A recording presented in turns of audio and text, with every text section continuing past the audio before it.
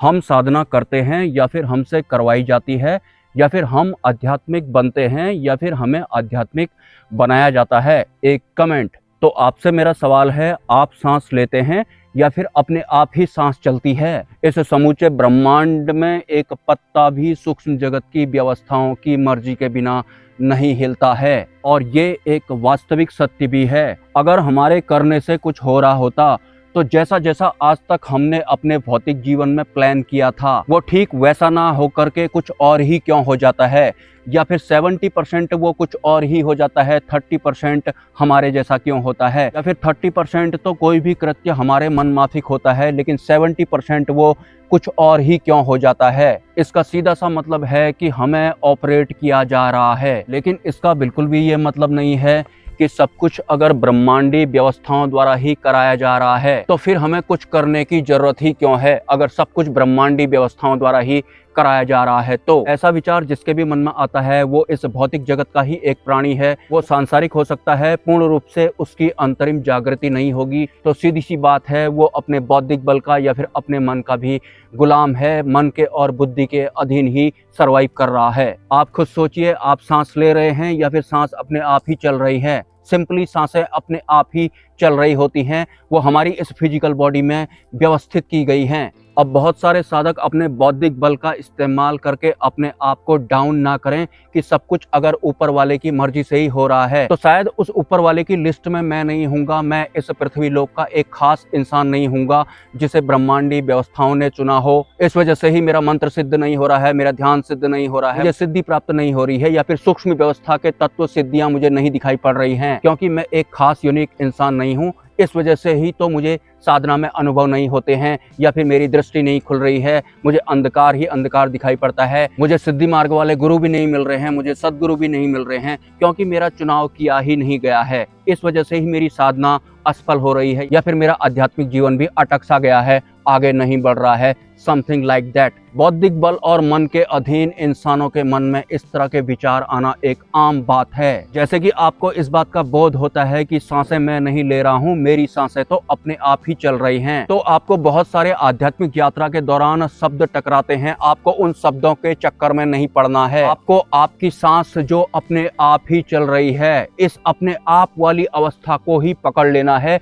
इसी के पीछे पड़ जाना है। ये सांस अपने आप ही कैसे चल रही है? मतलब अपने आप वाली अवस्था ही साधक की अवस्था होती है। मतलब जिस तरह से सांस लेने में हमें प्रयास नहीं करना पड़ता है, वो स्वतः ही चलती है। उस स्वतः ही घटित होने वाली अवस्था के साथ ही साधक को लय होना पड़ता है। और हमारे पृथ्वी लोक के साथ साथ इस ब्रह्मांड के सभी जीवों को ये व्यवस्थाएं दी गई हैं। तो जो भी अंतरिम जागृति करना शुरू कर लेगा, स्वतः ही घटित होने वाली अवस्था के पीछे पड़ जाएगा। हमारा बुद्धि और मन या फिर हमारा ये भौतिक संसार जो कि माया के अधीन है, हमारी बुद्धि और मन भी माया के अधीन हैं। इन सब का ज्ञान आपको हो जाना चाहिए। स्पेशली बुद्धि और मन का बोध या फिर ज्ञान होना बहुत ज्यादा जरूरी होता है।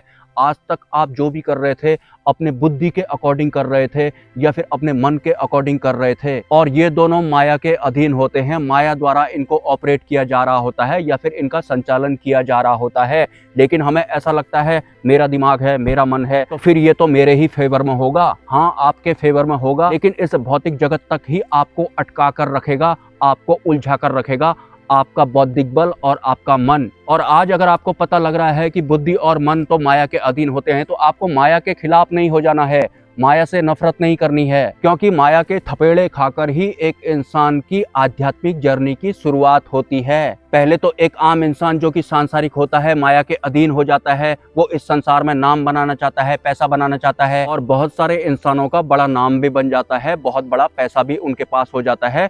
लेकिन एक दिन उनका इसी से इंटरेस्ट खत्म हो जाता है। तो ये था माया का थपेड़ा। अगर फिर भी वो इंसान लाइन पर नहीं आता है, इस संसार से ऊपर उठने की कोशिश नहीं करता है, तो फिर सांसारिक या फिर पारिवारिक या फिर किसी खास इंसान की मृत्यु द्वारा से इंसानी रिश्तों के मोह से डिटैच किया जा रहा होता है। लेकिन एक सांसारिक जो इस संसार को ही सच मान रहा होता है, वो फिर भी नहीं लाइन पर आता है। वो ऐसे करके बैठ जाता है और दुखी हो जाता है कि मेरा कोई खास मुझे छोड़कर चला गया। तो माया का ये वाला थपेड़ा खाकर भी वो इंसान लाइन पर नहीं आया, और थोड़े दिन बाद ही जिस खास इंसान की मृत्यु हो गई थी वो उसे भी भूल जाता पाता है, फिर से वो अज्ञानमय अवस्था में ही सर्वाइव करता रहता है, इसी संसार को सच मानकर यही अपनी जड़ें जमाने में लगा रहता है, या फिर जितना भी वो आज तक बन चुका होता है उसका ही वो विस्तार करने में लगे रहता है, या फिर अगर वो विवाद तंत्र की चपेट में आ जाता है तो फिर वो कमीशन एजेंटों के थ्रू, अपने बच्चों के थ्रू, अपने किए गए जो भी काम उसके होते हैं उसका विस्तार करने को उनसे कहता है, या फिर उन्हें भी एक तरह से प्रेरित करता है। लेकिन फिर भी वो लाइन पर नहीं आता है तो उसके ही कमीशन एजेंटों द्वारा एक दिन उसके साथ धोखा किया जाता है,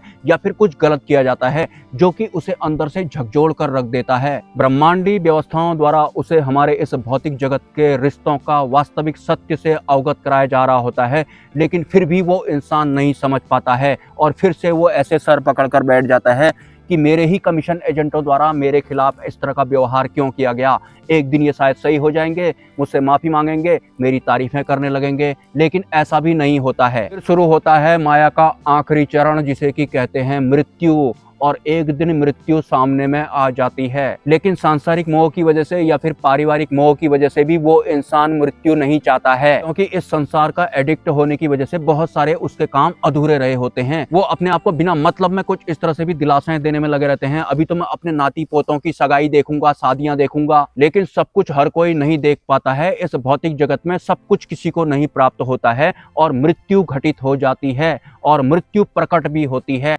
और उस इंसान से सवाल करती है, व्हाट इज परमात्मा, परमात्मा क्या है। तो जब वो इंसान जिंदा था तो तब भी वो किताबें पढ़ा करता था और ज्ञान अपने अंदर ठूसा करता था, तो वो मृत्यु के सामने भी बाहरी तत्वों वाला ज्ञान फेंकने लगता है, कृष्ण का उदाहरण देने लगता है, या फिर अपने धर्मों के हिसाब से अपनी किताब का उदाहरण देने लगता है, क्योंकि जीते जी उसने स्वतः ही चलने वाली सांसों को पकड़ा ही नहीं। उसने सिर्फ ज्ञान इकट्ठा किया कि सांसें अपने आप ही चल रही हैं, मैं नहीं ले रहा हूँ, बस बात खत्म हो गई। और मृत्यु के समक्ष वो परमात्मा को भी प्रूफ नहीं कर पाता है, तो मृत्यु द्वारा उसे लात मारकर दोबारा से इसी मृत्यु लोक में भेज दिया जाता है। और बिना मतलब की अधूरी इच्छाओं के साथ ही मृत्यु हो जाने की वजह से वो चिल्ला रहा होता है। मृत्यु घटित होने के वक्त भी वो चिल्ला रहा होता है, उसके अंतकरण में उथल पुथल ही रहती है। और ऐसे ही मृत्यु भी उसके सामने खड़ी होती है, जिसके सामने वो परमात्मा को प्रूफ नहीं कर पाता है। तो मृत्यु द्वारा धकेल दिए जाने के बाद वो एक नया जन्म ले लेता है, और जन्म के शुरुआती चरण में वो बिना मतलब के ही चिल्ला रहा होता है।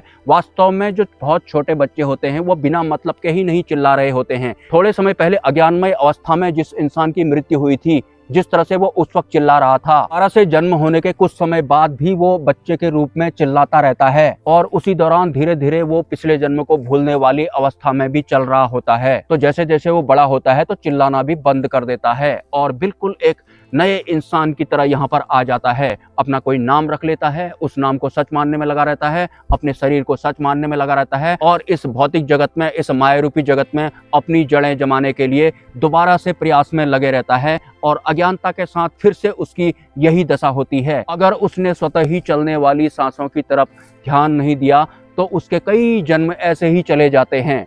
और हाँ, कुछ लोग मुझसे मिलने की कोशिश करते हैं, मुझे फॉलो करने की कोशिश करते हैं, जो भी मेरे आसपास ही भले ही क्यों ना रहते हों। मुझे फिजिकली किसी से भी किसी तरह से मिलने में बिल्कुल भी इंटरेस्ट नहीं है, इससे मेरी जो प्राइवेसी होती है वो भी लीक होती है। तो जो भी अगर कोई मेरे आसपास का भी है, भले ही आपको मेरी लोकेशन पता लग गई हो, लेकिन ऐसे फिजिकली मैं किसी से मिल नहीं सकता हूँ। तो जो भी लोग हों, भले ही वो इंडिया का हो या फिर अब्रॉड का हो, मैं हाल फिलहाल किसी से भी मिलने वाला नहीं हूँ, और ज़बरदस्ती मुझसे मिलने की कोशिश ना की जाए। और भविष्य में अगर मैं किसी से पब्लिक मीटिंग करूंगा तो मैं ऑलरेडी अपने चैनल पर बता दूंगा पहले ही, लेकिन अभी मुझे माफ़ करिए। तो जो भी लोग हैं वो उतावले ना हो, अगर पब्लिक मीटिंग मुझे करनी होगी तो मैं मिलूंगा आप लोगों से, ठीक है। और लेकिन ऐसा नहीं कि ज़बरदस्ती मैं मिलूंगा किसी से।